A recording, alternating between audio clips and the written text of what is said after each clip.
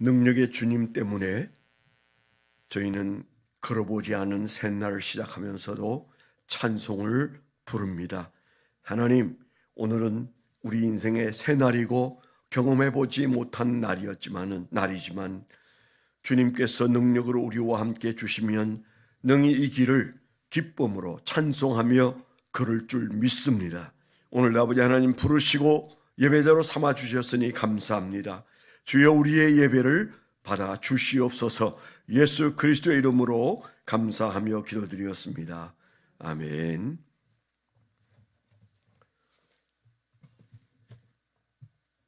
오늘 하나님께서 우리에게 주신 말씀은 히브리서 9장 23절입니다.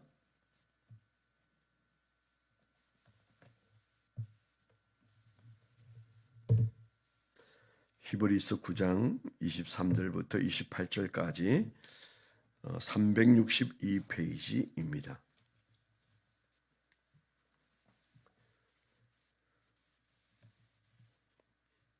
히브리서 9장 23절 같이 읽겠습니다. 시작. 그러므로 하늘에 있는 것들의 모형은 이런 것들로서 정결하게 할 필요가 있었으나 하늘에 있는 그것들은 이런 것들보다 더 좋은 제물로 할지니라.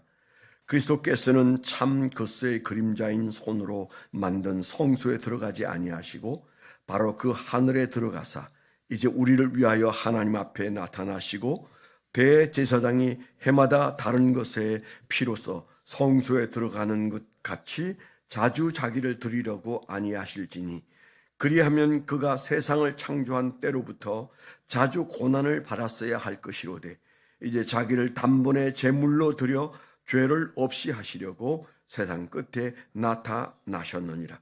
한 번 죽는 것은 사람에게 정하신 것이요 그 후에는 심판이 있으리니 이와 같이 그리스도도 많은 사람의 죄를 담당하시려고 단번에 들이신 바 되셨고 구원에 이르게 하기 위하여 죄와 상관없이 자기를 바라는 자들에게 두 번째 나타나시리라.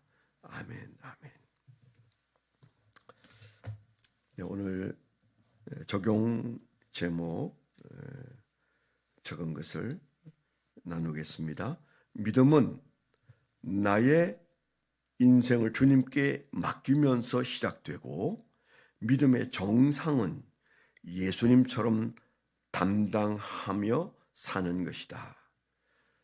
다시 한번 얘기합니다. 믿음은 나의 인생을 주님께 맡기면서 시작되고 믿음의 정상은 예수님처럼 담당하며 사는 것이다. 담당하며 사는 것이다. 그렇게 적었습니다.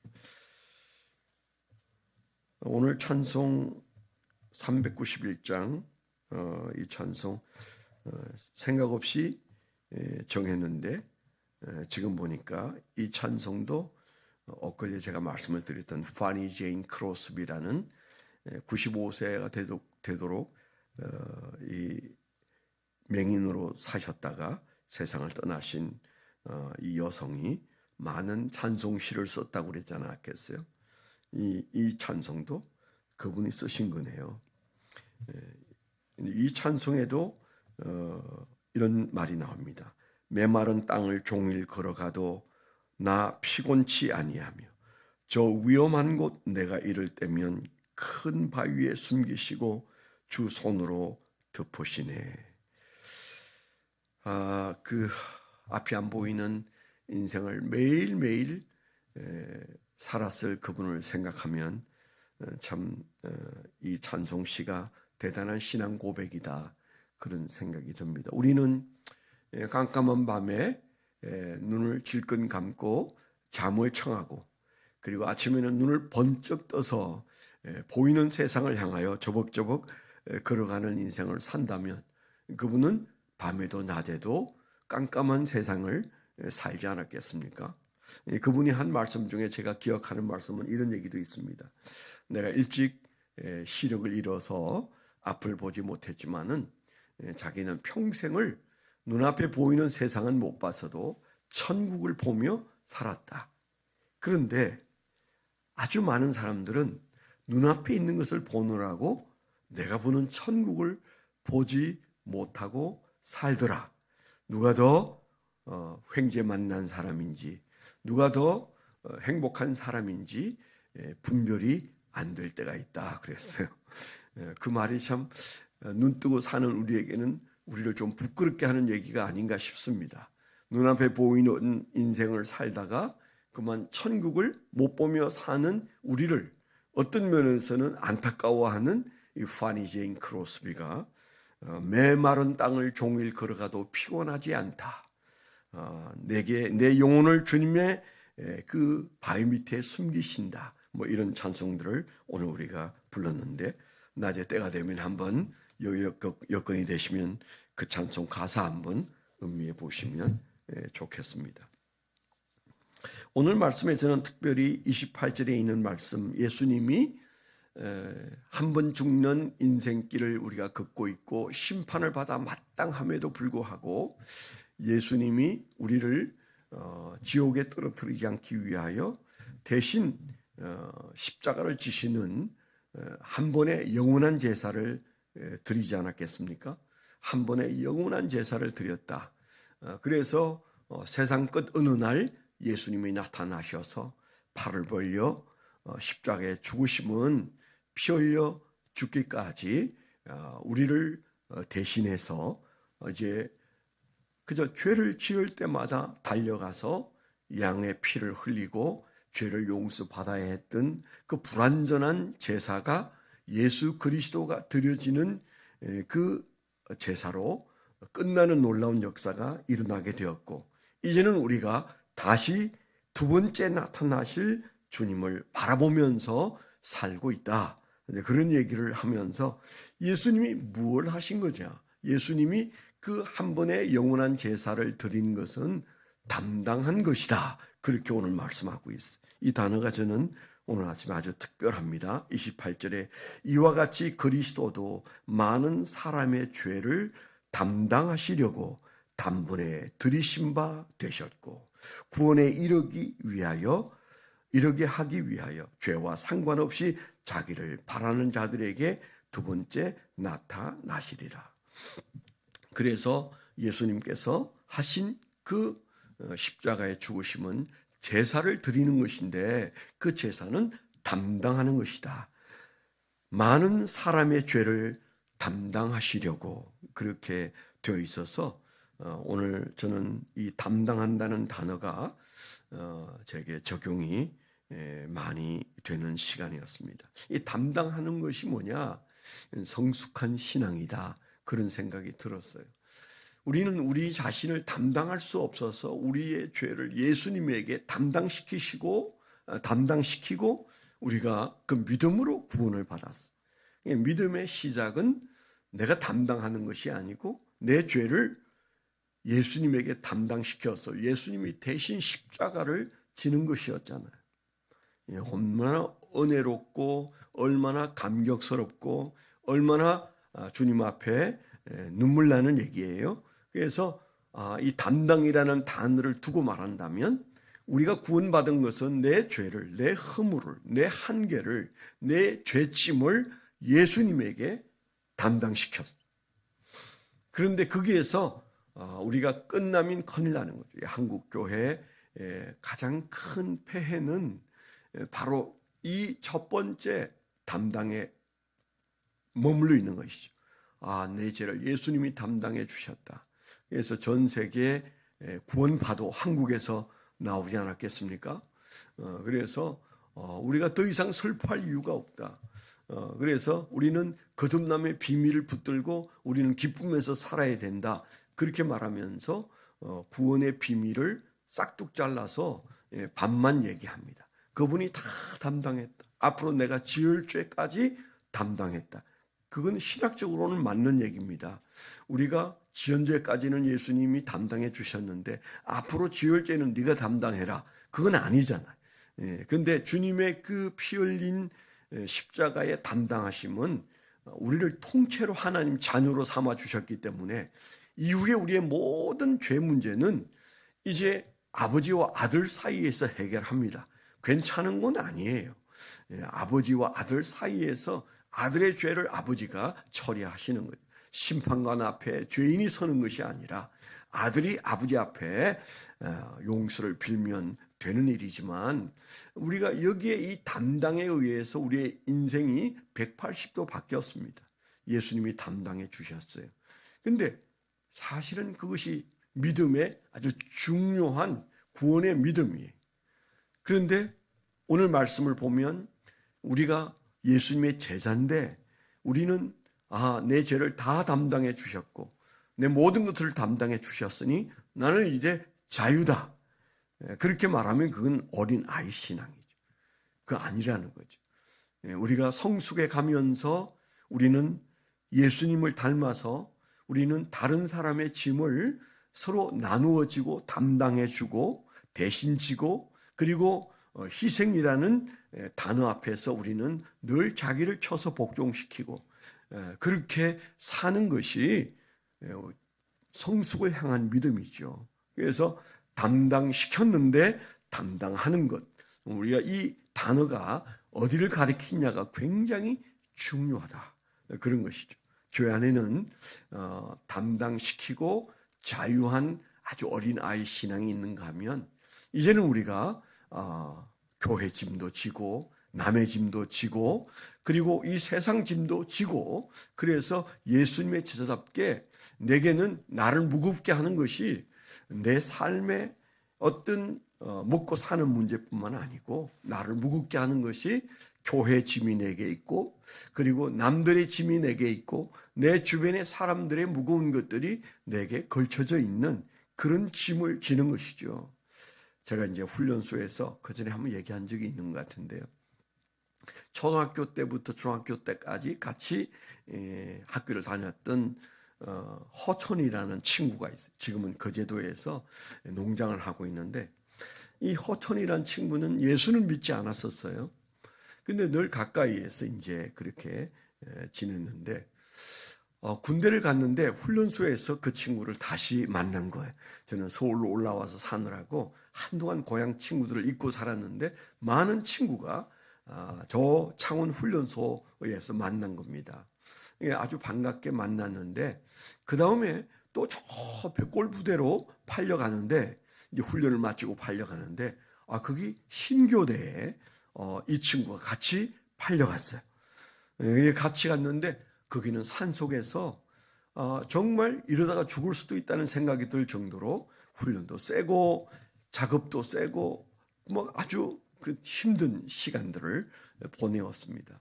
그때 이제 아침에 밥 먹고 집결하면 아침 내내 점심 때까지 큰 돌들을 캐서 이제 가져오는 거예요. 그런데 작은 건 쳐주지를 않아요.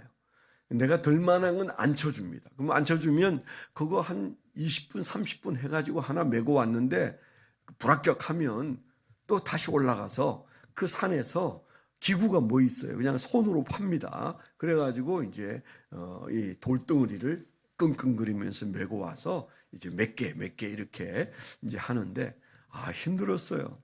오전에 하는데 벌써 반쯤 했는데 제가 지쳐서 좀 허약했었습니다. 그래서 발이 잘 안 떨어졌어요. 이제 제가 맡은 개수를 채워야 이제 그늘에 쉬는데, 그래서 뭐 큰 거 주워다가 막 끙끙거리면서 가는데 쓰러질 것 같더라고. 근데 제가 더는 못하겠네, 어떡하냐 이러면서 끙끙거리는데, 그 허천이라는 친구가 제 곁에 와서 자기는 자기 분량을 다 했대요. 벌써 막 씩씩하게 다 갖다 해가지고 큰 돌을 가져가니까 조교들이 쳐주어서 끝났어요. 저는 한 3분의 2쯤 했는데 그 친구가 와서 같이 저하고 제 몫에 돌을 캐는 거예요.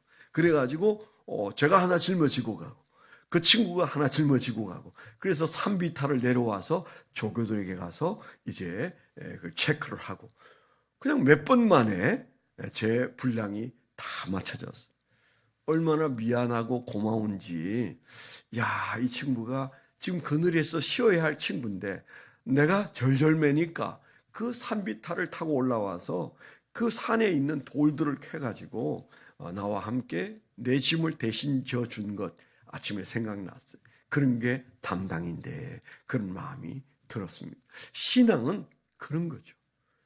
누군가의 짐을 함께 져주고 또 교회 짐을 내 짐처럼 여기고 그러면서 교회는 아름다워지고 그러는 겁니다. 근데 우리가 신앙이 연약한 상태에 머물러 있으면 도통 짐을 지려고 하질 않아요. 그냥 무겁다고 말해. 그래서 오늘 제가 적용한 것이 너는 짐을 잘 지고 있냐? 너 지금 도망가려고 하는 거 아니야? 이제 그런 마음이 제 마음속에 들었습니다. 솔직히 저는 요즘 도망가고 싶어서 열심히 도망갈 채비를 하고 있는데 주님께서 내게 이 말씀을 주셨어요. 우리가 잘 아는 갈육이 갈라디아서 6장 2절은 뭐라고 했어요? 짐을 서로 지라. 그렇게 말씀하셨고요.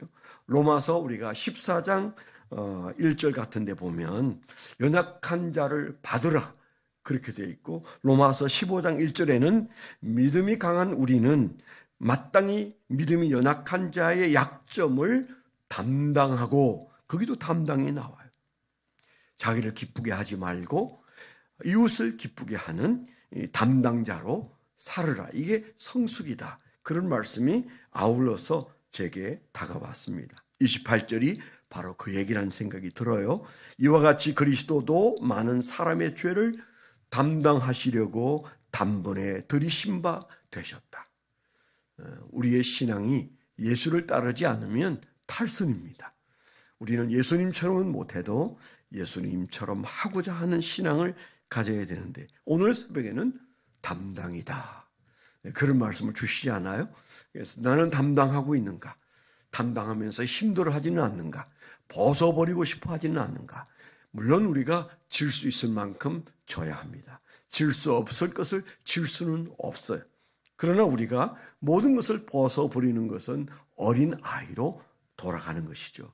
내가 질 수 있는 짐을 지되 남의 짐을 대신 져주고 교회의 짐을 나누어 지고 그게 믿음의 정상이다.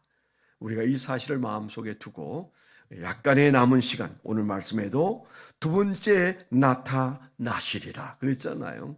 주님은 곧 나타나실 겁니다. 그때까지는 우리가 이 담당자의 삶을 마땅히 살아야 된다. 우리가 이 말씀을 품고 오늘도 담당자의 삶을 살아내시기를 축원합니다. 기도 제목 잠시 말씀을 드리면 올해 우리 교회 표가 영혼 구원하여 침례주는 교회. 제가 그런 교회가 되고 싶다는 마음을 가지고 올해 우리 교회 표로 삼았는데 이제 한 해가 다 저물고 있습니다. 그래서 구청에 침례탕을 만든 것도 이제 그 집안 1년이 다 돼가는 불과 이제 한 9일 정도만 있으면 이제 1년이 되는 때인데 잘하고 있나? 이제 그런 생각이 듭니다. 영혼 구원하여 침례주는 바로 그 교회가 될 수 있도록 주여 우리에게 전도의 열정을 주시옵소서. 전도의 열매가 있게 해 주옵소서. 기도해 주시길 바라고요. 연약한 분들을 위해서 기도해 주십시오. 박길종 집사님, 아미 나사렛 예수의 이름으로 물러가고 한인재 성도님, 하나님께서 건강을 허락해 주셔서 다시 일어서는 은혜를 허락해 주시고 그 연약한 분들을 위해서 여러분 기도해 주시면 좋겠습니다. 하나님 아버지 감사합니다. 믿음의 시작은 우리의 죄짐을 주님께 담당시키는 것이었다면 이제 우리는 한 걸음 한 걸음 걸어가며 믿음 생활할 때 주님이 오실 날을 고대하면서 우리 스스로도 삶이 무겁지만은 더 무거운 이들의 짐을 대신 져주고 담당해주고 교회 짐을 함께 짊어지고 주여 그렇게 살아가는 믿음의 성숙이 우리 안에 더욱 커질 수 있도록 주여 우리에게 담당하는 은혜를 허락해 주시옵소서. 이제는 우리 주 예수 그리스도의 은혜와 아버지 하나님의 극진하신 사랑과 성령님의 내주 동행하시며 감화 감동하심이 하나님을 사랑하는 거룩한 백성들의 생애 위에 지금부터 영원토록 함께하여 주시옵기만을 간절히 축원하옵나이다. 아멘.